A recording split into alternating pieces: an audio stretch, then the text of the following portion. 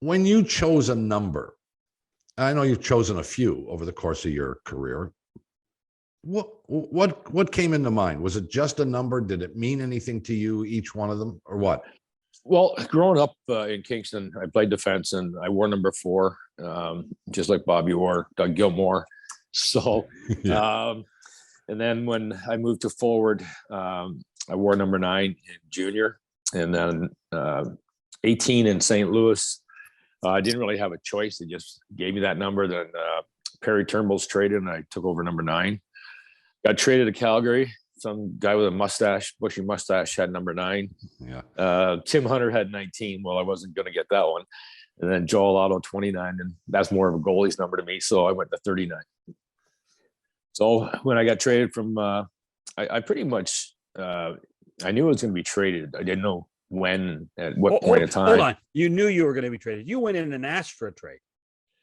Well, not really, John, because what happened is I was rooming.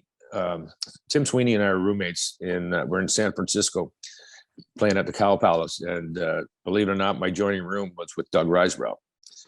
So I got up to go to the bathroom in the morning about 7 a.m. and I heard him talking about me because I took him to arbitration and he felt he lost and whatever. So I just heard my name come up. He goes, yeah, I'm going to trade that guy. I'm going to trade this guy. And so I knew it was coming, and I just had to pick a date really when I was going to walk. Mm-hmm. But you and let's be honest, the relationship between you and Risebrough was not the best. But you did have long discussions with him saying, hey, I know you're going to trade me. Well, we didn't like each other as players. And then as an assistant coach, he really didn't talk to me that much and whatever. Then he became GM. And again, I took him to arbitration, and that wasn't, it was, from my side of it, it was a little embarrassing because he wasn't paired. It was his first arbitration.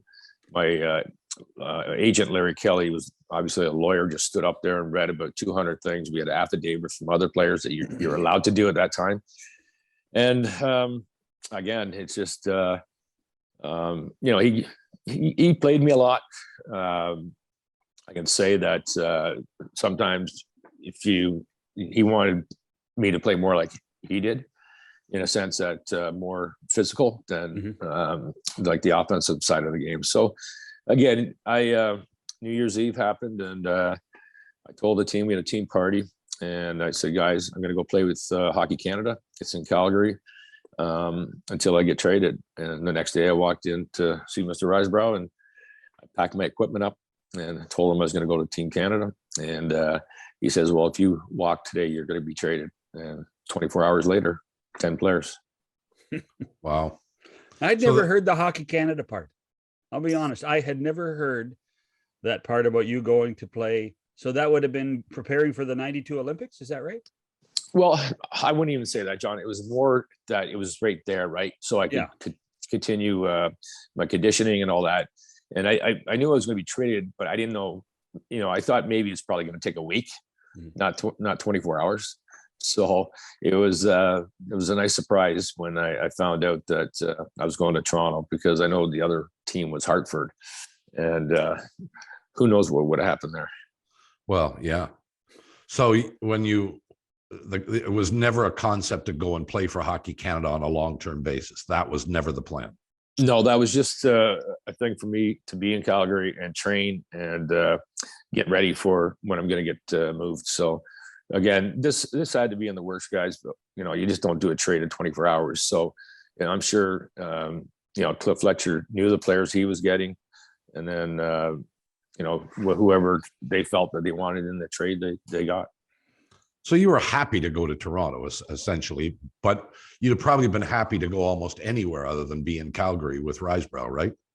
Correct. Yes. Again, you play this game and you love the game. It doesn't really matter where you play, but you're going to go out and play as hard as you can. And I felt at that point in time, I was coming into my prime as well.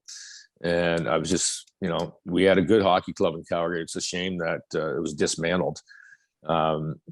Al McGinnis, Gary Suter, our rookie when we won the cup was Theo Fleury, Joe Newendike, Gary Roberts. The list goes on. How much talent we did have, and it's like I said, it's unfortunate. John was my neighbor in Calgary, and it was really kind of sad to see that team fall apart. Well, and the fascination with it for me was that you were you were the only team in the history of the Montreal Forum to win the Stanley Cup in Montreal, a visiting team, only team in the history of the building.